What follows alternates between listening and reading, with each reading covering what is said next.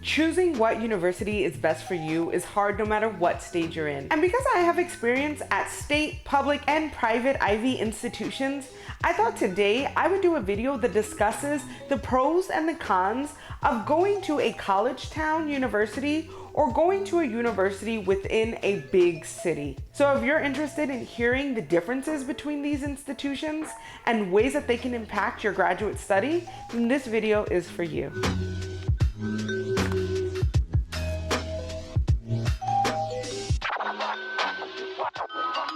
Now, in addition to making sure that they have the best programs, resources, clubs, and associations, you should also want to consider where your university is located. And this becomes even more important when you are applying to graduate schools. And since your social, professional, and academic lives can look so different after you graduate from undergrad, it's important to consider what are these pros and cons of city campuses and college towns, and how can they help you with your graduate degree? Now, every graduate experience is very unique to the graduate student. The goal of this video isn't to discourage or encourage anybody to go to any type of institution. I'm instead just sharing my experience as a student who has gone to universities in big cities and in small towns.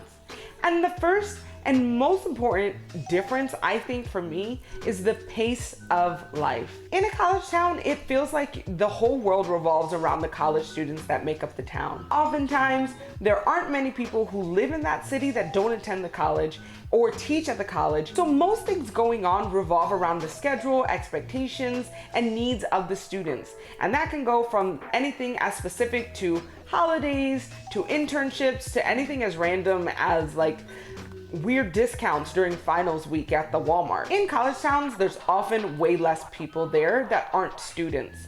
And so you won't really interact with people who don't understand where you're coming from, have a similar background, or aren't interested in your success as a graduate student.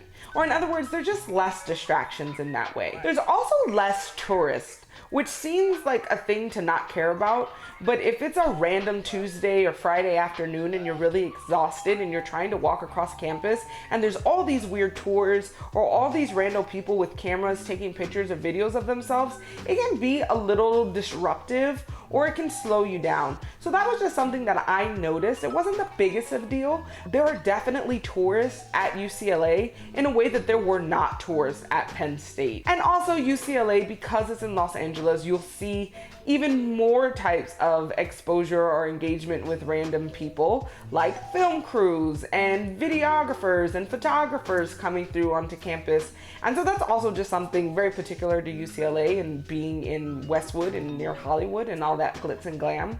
But yeah, having randos on campus is definitely just something interesting and different than being in a college town. And because the city generally revolves around the needs of the students, you also kind of realize that events within the city are kind of scheduled around what's going on the campus. So a lot of like concerts won't be scheduled during finals week, since most of the people who'd come to the concerts would be students. So they try to also balance the city's schedule and events with the needs of the students, which I just thought was really cool and made me feel very supported, and it was easy to not be distracted by things that weren't going to help and support my education. There's also just generally a lot of less hustle and bustle. In a college town, you're not going to deal with as much traffic, congestion, or difficulty getting around, or other people kind of getting in your way. And again, this isn't like the most important thing, but I know, again, going to UCLA and living only 17 miles away from campus, which is not that far, some days it can take me 2.5 hours with traffic to get to campus. And so that takes away a lot of time to study, a lot of time to get in that extra sleep, or a lot of time to read and write on my own, or just find some me time. And again, traffic that bad is very specific to Los Angeles region. It may not be the reality for everybody, though I will say during rush hour in Philadelphia, there definitely was some, really long drives home during my time at Penn. So it is something to consider if you're not going to live on campus. The commute, congestion, traffic, traveling more generally is something to consider. Now, with all of that said, a city campus does have a lot more energy. There is something to having a lot of people on campus and excited to be there, and having beautiful campuses to be proud of. So in that way, there's always something going on, and because you're in the city, there's always something to do. Like I said, in a small town, the town kind of shuts down when students aren't there. So if you happen to be there on an off season like the summer or during the spring break, you may feel really, really bored, or that there's nothing for you out there and everybody's gone and you're the only one there. But at UCLA, you kind of just keep living your normal life, and your life doesn't revolve around your academics, which is fine. It's completely okay to have a life outside of your academics, but it's just a completely different experience as a graduate student and what you think would help you reach your goals better. And for some people, having access to concerts at different times or events, or having a lot of bars or options to go shopping is really, really important. And that will always be available in a city town or a city campus, because city campuses aren't the most important thing to the city. They're just a component of it. Where in a college town, the most important thing to the town is the university. But because of that, transit is often public and isn't necessarily always free. Most city campuses will have a free bus, but oftentimes if you're trying to leave campus or do other things, you'll have to use public transit, and that always costs money. And so that's just something to consider. And if you aren't comfortable with using public transit, then you'll probably need your own car to get through the city. And this is true for a college campus as well. But the difference is most of the transit, because again, the whole world revolves around the student, will be student priced. There might be student discounts, or these campus buses will take you more into the outskirts of the city to make it more accessible for their students, because they know that random Walmart 2 miles down the street is the only Walmart in town and college students need to get there. So it's not that big of a difference between transportation, but I will say that because the city campus will have more public transit and more places to go, it can get more complex, and you may have to figure out what are the most important places that you need to go within the city, where in a college town, almost all the buses will have a pretty straightforward direction towards the most important places you need as a student. Generally though, I would say that both a college campus and a city campus are pretty easy to navigate once you get a hang of it. And even though I would say a city campus is going to be a little bit more complex, after a few months of doing it and knowing where you need to go, it'll be like you're a city slicker and know exactly where you need to go, and it won't be that hard. Now, when talking about housing, I think the biggest difference is, again, in a college town, there are going to be apartments that are always available and always accessible to campus because it fits the needs of the graduate students or the undergrad students. And it helps keep them running too, because most of their clients are going to be the students that go to that university. And so they try really hard to make sure that access to campus and prices are all pretty accessible to students.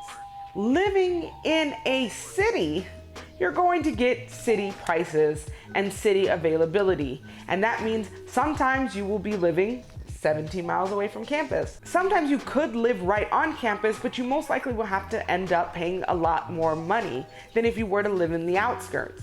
Another thing is, again, because city campuses are in the city, there's also going to be non-students who are going to be your competition for certain apartments and apartment complexes. And so it may be more competitive to be able to get housing that is not on campus. And on-campus housing may be more competitive to get because a lot of students who can't live off campus because of prices, accessibility, or availability of apartments are going to try really hard to be on campus. And so housing can be a stressor for people who are living in city campuses, and that's just something to be proactive about and aware of, that there is a difference. Where I think in a college town you can be a little less stressed and a little more lax into your apartment hunting or your on-campus housing attempts, because again, most people who live in that space are going to be students, and the university isn't going to admit so many students that they won't be able to live in that city.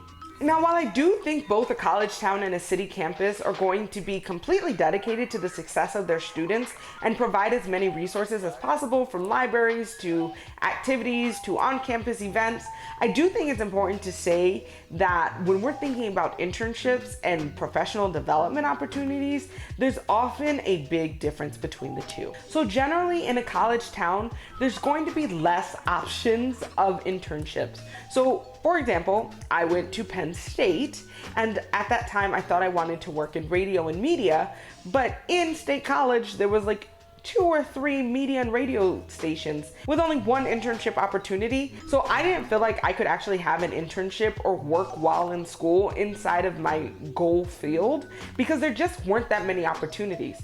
Where in LA, or in a city like Philadelphia, I had the opportunity to work in so many beautiful and amazing companies that were completely relevant to what I wanted to do and almost fundamentally changed my life. With that said, they're both going to be pretty competitive for different reasons. So in a college town, it's very competitive because there's not a lot of options, but a lot of students that may be gunning for those internships, especially during the academic year.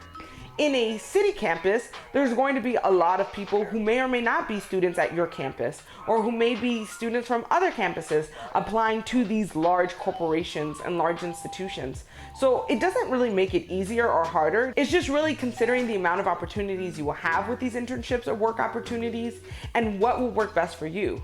And again, if you're somebody who's just interested in doing research and being a teacher, then a college town may have more research opportunities for you because it'll be a research institution with nothing really going on but the university. So again, weighing out your options and seeing what can be available at each location is really important, but definitely a major difference in my experiences.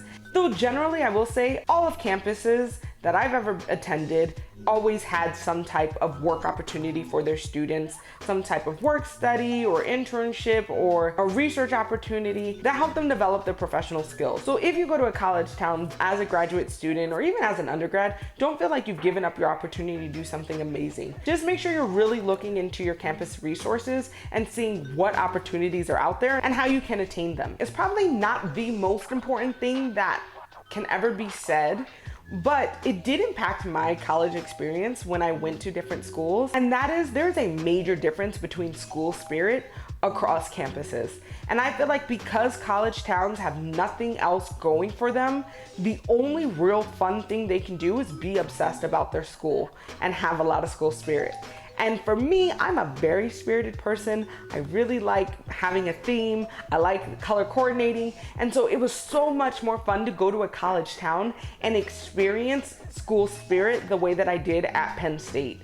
And I can say, when going to my 2 separate city schools, going to the University of Pennsylvania in Philadelphia and going to UCLA, there's like a level of school spirit that obviously exists because it's a school, but it's just not the constant in your face, everybody excited, everybody's real pumped and passionate about it in the same way as when I was at a college town.